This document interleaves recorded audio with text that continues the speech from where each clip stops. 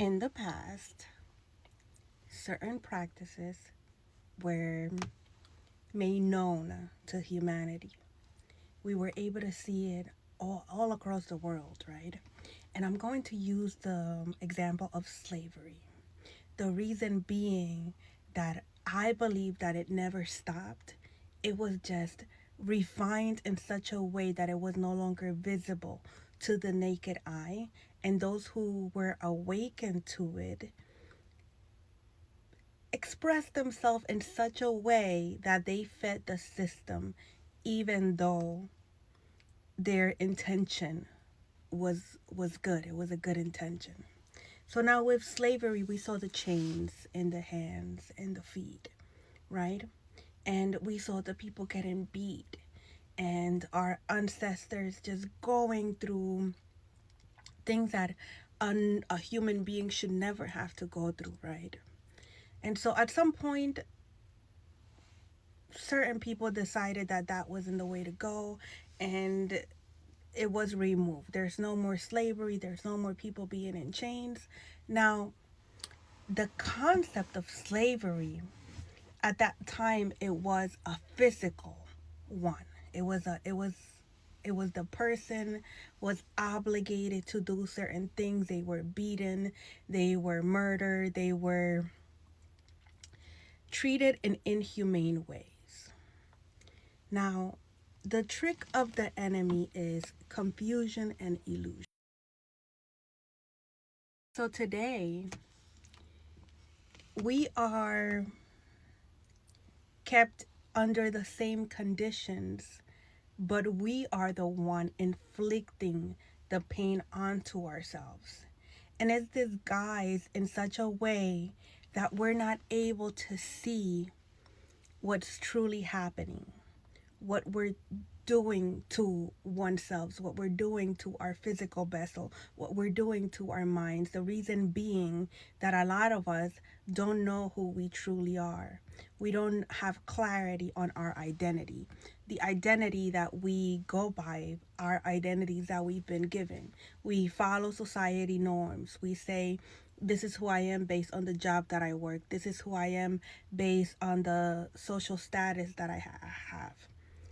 And so, what I want to bring about is the understanding that the distractions put in place, the things that we participate in out of our own free will, which is truly not out of our own free will, because our free will be manipulated as long as we're vibrating at a frequency that aligns with those lower entities.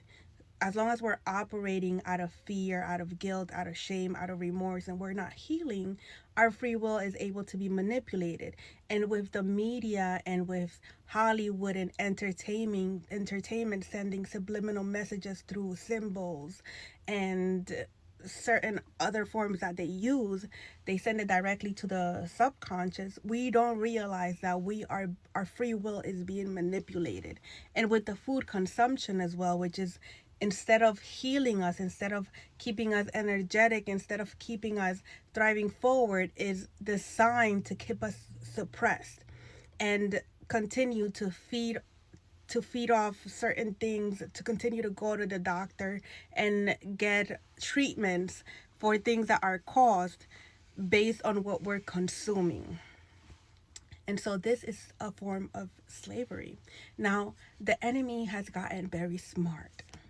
The enemy is not going to say this is poisonous for you, but it will, in an advertisement for a medicine, tell you the side effects of the medication that you're taking. So